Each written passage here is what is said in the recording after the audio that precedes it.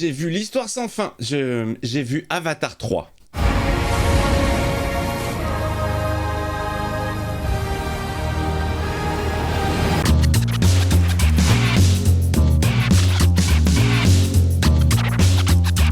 Hey, salut tout le monde, c'est Nico, j'espère que vous avez la forme. Je vous souhaite la bienvenue dans cette vidéo dans laquelle je vais vous parler du film pas du tout trop long que je viens d'aller voir. Il est actuellement 1h du matin, je sors de la séance au cinéma. Alésia, j'ai changé de secteur pour une fois pour rejoindre l'ami Joseph Ali de la chaîne du connard qui m'a invité, que je remercie énormément. J'ai passé un bon moment en sa compagnie, pas forcément avec le film que je ne serais pas allé voir de moi-même parce que j'ai pas une énorme passion pour Avatar. Voilà, moi le premier il m'avait pas forcément parlé, je voyais pas la... Enfin oui, je voyais la prouesse technique, mais je suis passé un petit peu à côté, et puis bon, je vous l'ai dit, mon cerveau n'arrivait pas à intégrer les Na'vi de façon crédible. Je voyais que c'était... Enfin voilà, je voyais que c'était de la CGI, et j'avais du mal à rentrer dedans. Le 2 m'a profondément fait chier.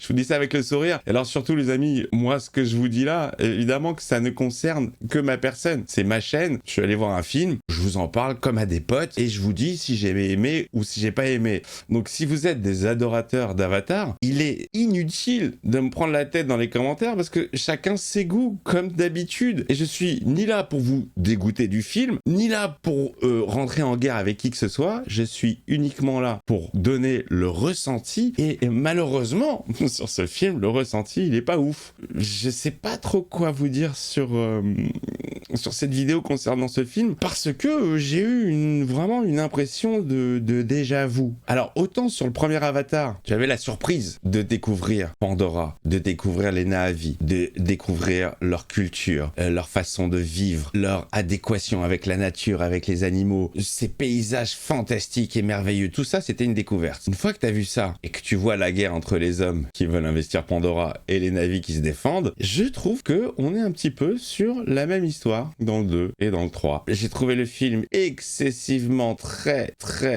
long, mais très long, très répétitif dans son histoire. Alors oui, alors ça oui, on va se le dire, il faut avouer que techniquement, tu vois un gap, tu vois une différence entre le premier Avatar qui commence déjà à dater et celui-ci. Techniquement, c'est incroyable. C'est dinguissime, c'est parfait quoi. Mais le problème, c'est que c'est trop parfait, c'est beaucoup trop parfait. Moi, ce que j'aime quand je vais au cinéma, évidemment qu'il y a l'histoire, mais je suis emporté par une réalisation, par des plans malins, par des axes de caméra, par des mouvements, par des façons astucieuses de passer d'une scène à l'autre. J'aime l'image. Et là, le problème, c'est que l'image, c'est hyper lisse, quoi. C'est parfait. On est sur de la perfection. Mon cerveau arrive enfin à intégrer les Na'vi comme des êtres plutôt vivants. Là, pour le coup, oui, ça le fait. Les yeux, la peau, on est sur un plus.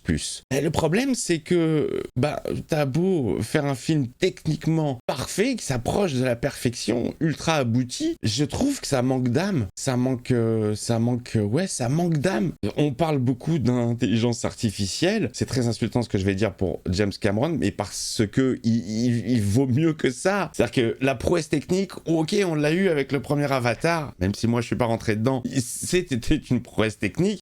Une IA, j'ai l'impression qu'une IA aurait pu réaliser certains plans. C'est moche à dire, mais si vous voulez, j'arrive pas à retrouver le côté personnel de James Cameron. Et ce que je peux reprocher à ce réalisateur que j'adore, tous ses films sont des bangers. Il y a pas un film mauvais. Du premier Terminator au dernier Avatar, le mec maîtrise complètement son délire, et quel que soit le délire.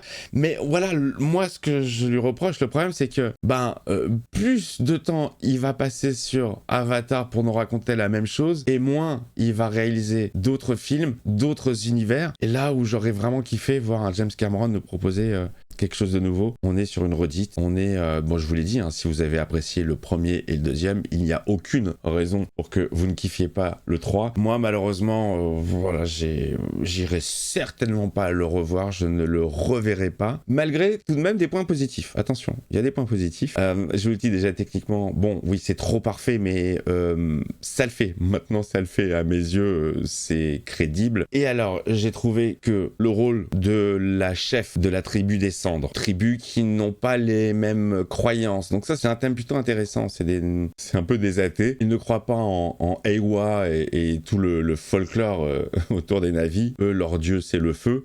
Et alors, je trouve que la chef, elle crève l'écran. L'interprétation, entre guillemets, si je puis dire, puisque tu ne vois plus les acteurs, hein, le pauvre Sam Warrington, qui était plutôt un acteur prometteur. Bon, bah là, à part le voir en dessin animé, tu ne verras plus sa tête. Parce que, bon, bah forcément, tu le vois pas dans d'autres productions. À part Avatar, je l'ai pas vu ailleurs ces derniers temps. C'est quand même dommage de se priver du faciès de plein d'acteurs sous couvert de personnages CGI. Mais voilà, je sais pas qui est la comédienne. J'ai pas encore regardé, je me suis pas intéressé. Je sais pas qui est la comédienne qui incarne le rôle de Varang, si mes souvenirs sont bons, la chef de la tribu des cendres, mais physiquement. Et je trouve qu'elle en jette. Elle a un petit sourire sadique pendant tout le film. Je la trouve magnifique. En fait, en personnage CGI, je la trouve hyper réussie. Avec, alors ils ont comme ça des couleurs rouges pour se démarquer des autres. Elle a des espèces de plumes d'indiens rouges sur la tête. Je trouve que visuellement, elle déchire. Et même au niveau de l'interprétation, au niveau de comment le personnage marche, comment il bouge. Bon, alors oui, évidemment que Zoé Saldana fait toujours un taf impeccable en Neytiri, très très habité par le rôle. Peut-être un peu trop. Moi, je trouvais qu'elle en faisait peut-être un petit... Enfin bon,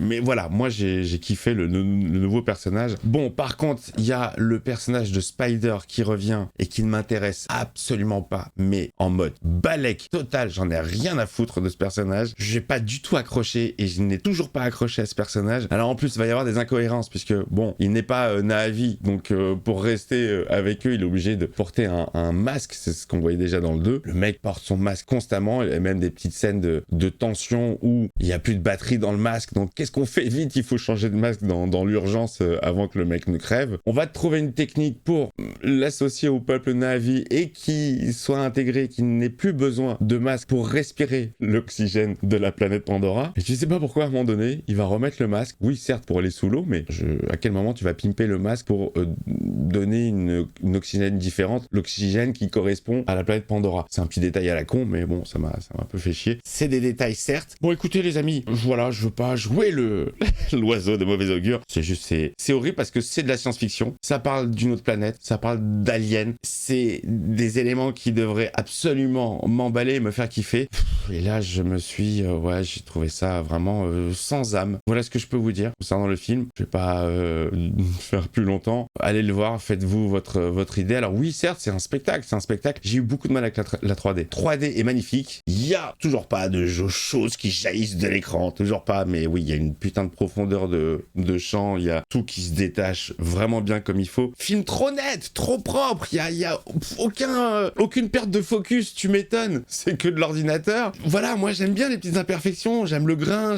C'est trop lisse. C'est trop beau. On dirait vraiment... Je me demande si je l'avais pas dit ça. C'est déjà sur le 2. Mais on dirait une magnifique démo pour un nouveau téléviseur ou un nouveau lecteur Blu-ray 8K. Et tu prendrais ce film pour en faire la démonstration. Bon, bah il n'empêche que moi je vous encourage à aller le voir parce que c'est du grand spectacle. C'est très très très beau à voir. Mais voilà, là j'y repense. Dernier film qui m'a vraiment emballé au cinéma, c'était Bugonia. Là, j'ai été servi par la réalisation, par des petits axes un peu malins, par une histoire qui m'a vraiment surpris. Que Avatar, qui est un package, voilà, le truc il est déjà préprogrammé à cartonner. Et ouais, je vous l'ai dit, pour moi je trouve ça un peu vide. Voilà. Bon, ça n'est que mon avis. L'avis d'un spectateur lambda comme vous tous. Je me place pas en professionnel de quoi que ce soit. Je vous dis juste que j'ai ressenti. Donc, s'il y a des espèces de messages, ce que j'appelle des messages débiles,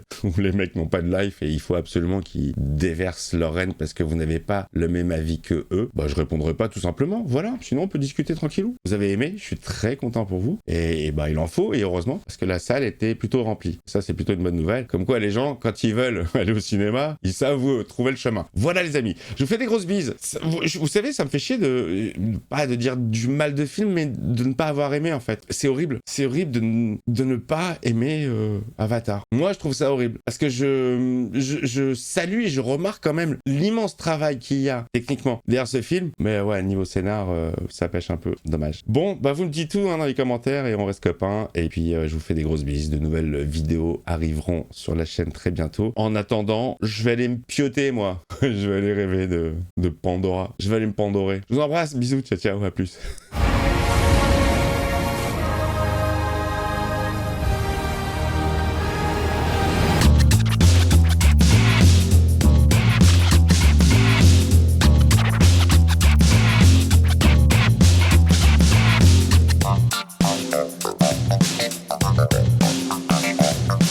Okay.